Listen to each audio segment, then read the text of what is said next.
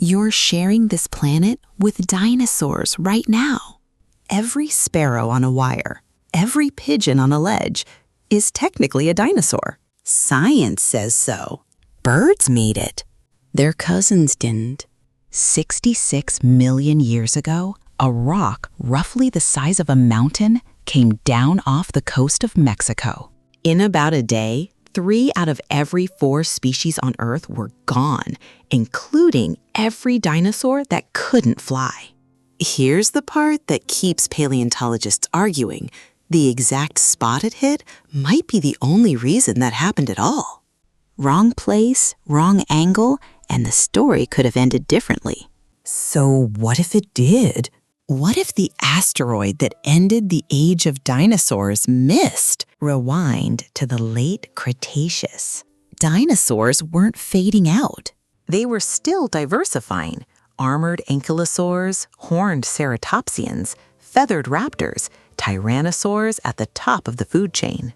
But the planet was already under stress. In what's now India, the Deccan traps were erupting on a scale almost impossible to picture, pumping out gas and ash for tens of thousands of years, straining ecosystems before the sky ever fell. Then, in 1980, physicist Luis Alvarez and his son, geologist Walter Alvarez, found something strange in rock layers worldwide, a spike of iridium, an element rare on Earth but common in asteroids. A decade later, geologist Alan Hildebrand traced it to a buried crater under the Yucatan Peninsula, Chicxulub, 110 miles wide. One impact, one afternoon, and the reign of the non-avian dinosaurs was over. I want to be upfront.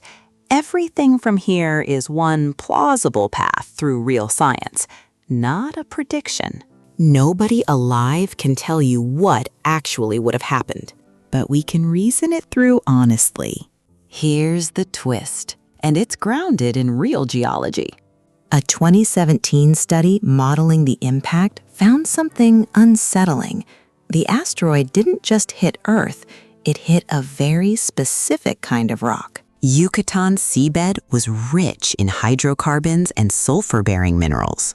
When they vaporized, they threw up enormous volumes of soot and sulfate aerosols that blacked out the sun for years. The researchers calculated that rock like that covers only around 13% of Earth's surface. Move the impact a few hundred miles or delay it by minutes as Earth rotated beneath the asteroid's path, and it plausibly lands in deep ocean or ordinary crust instead. Less soot.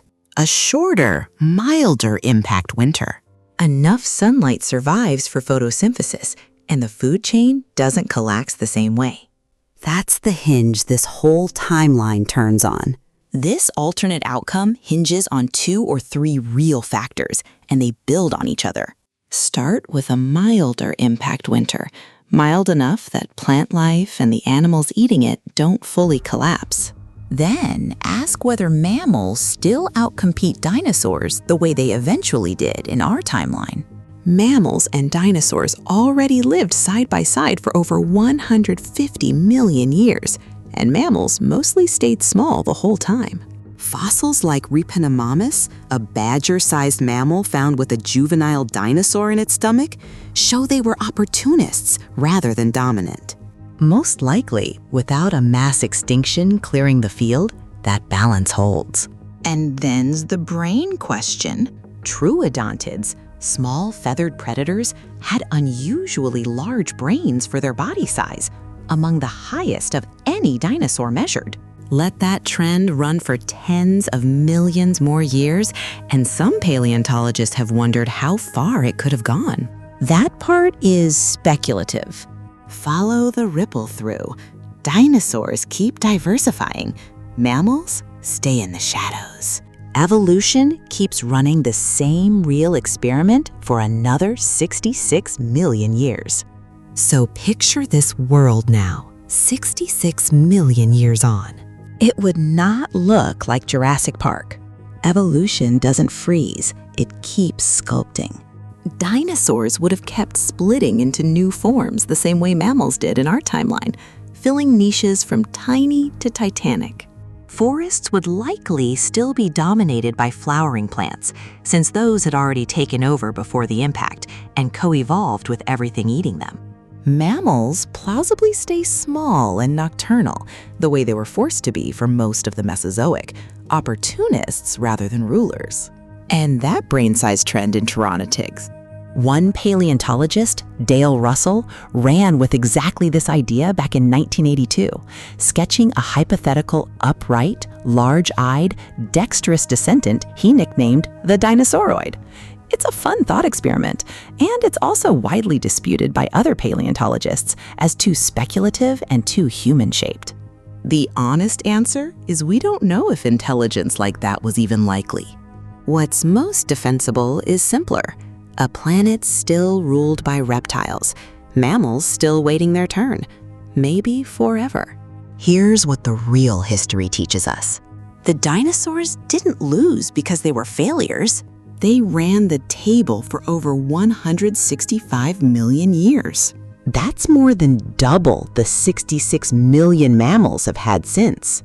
They lost most likely to bad luck, an eruption they didn't cause, and a rock that happened to hit the one kind of ground that made things worse. Dominance isn't permanent, and extinction isn't always about being unfit. Sometimes it's just geography and timing. I want to say it plainly one more time. This is one plausible threat through real evidence, not a forecast. Nobody can rerun the tape. So ask yourself this. If that asteroid had landed a few hundred miles out to sea, would mammals ever have gotten their turn? Would we even exist?